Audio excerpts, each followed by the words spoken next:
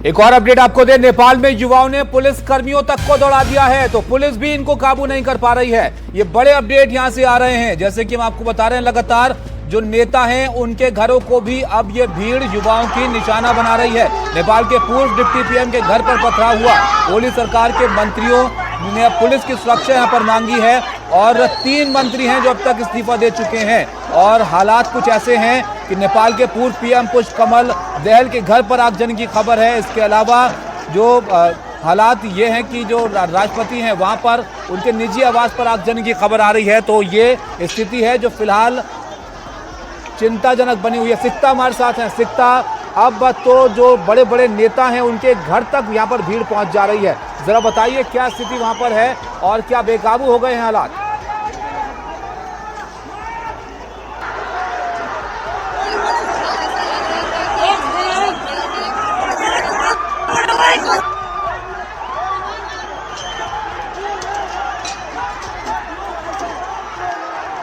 सिकता, आपकी आवाज ठीक से नहीं आ पा रही है, दोबारा कोशिश करेंगे आपसे संपर्क साधने की। तो आप देखिए पुलिस को दौड़ा दिया है, यहाँ पर जो प्रदर्शनकारी हैं उन्होंने, पुलिस कोशिश कर रही है इनको काबू करने की। आज सुबह से ही हंगामा बढ़ता चला जा रहा है और हालात अब बेकाबू होते हुए यहाँ पर नजर आ रहे हैं। आंदोलन, जिसको जेनजी आंदोलन यहाँ पर कहा जा रहा है, वो अब नेपाल की सड़कों पर कुछ इस कदर हालत में है कि जो बड़े नाम है, मंत्री हैं, उनके घरों तक ये भीड़ पहुंच रही है, उनको निशाना बना रही है। और सरकार का जो फैसला जिसको लेकर ये शुरू हुआ था तमाम चीजें, उसको सरकार की तरफ से वापस लेने के बाद भी हालात यहाँ पर काबू से बाहर हो रहे हैं।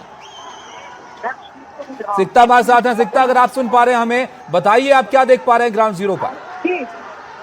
ये हम साबित बताना चाहेंगे कि हम संसद भवन के ठीक बाहर यहाँ मौजूद हैं। आप देख सकते हैं कि सैकड़ों की तादाद में, मैं चाहूंगी कि मेरी कैमरा पर्सन पूजा आप आए और सैकड़ों की तादाद में यहाँ प्रदर्शनकारी पहुंच गए संसद भवन के ठीक बाहर और काबू में करने की कोशिश। ऐसा लग रहा है कि ये भीड़ जो है प्रदर्शनकारियों की भीड़ है वो बेकाबू हो चुकी है।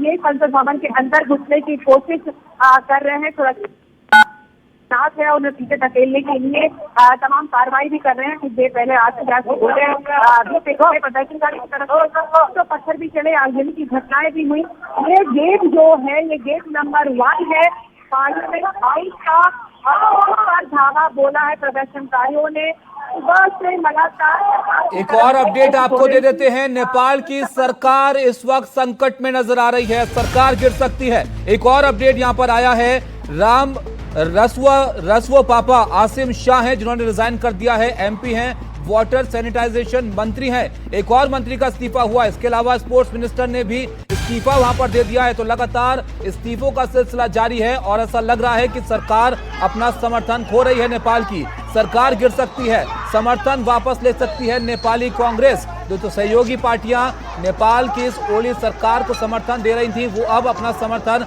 वापस खींचती हुई नजर आ रही हैं। तो इस प्रदर्शन से हालात ऐसे हो गए हैं कि अब नेपाल की सरकार खतरे में नजर आ रही है।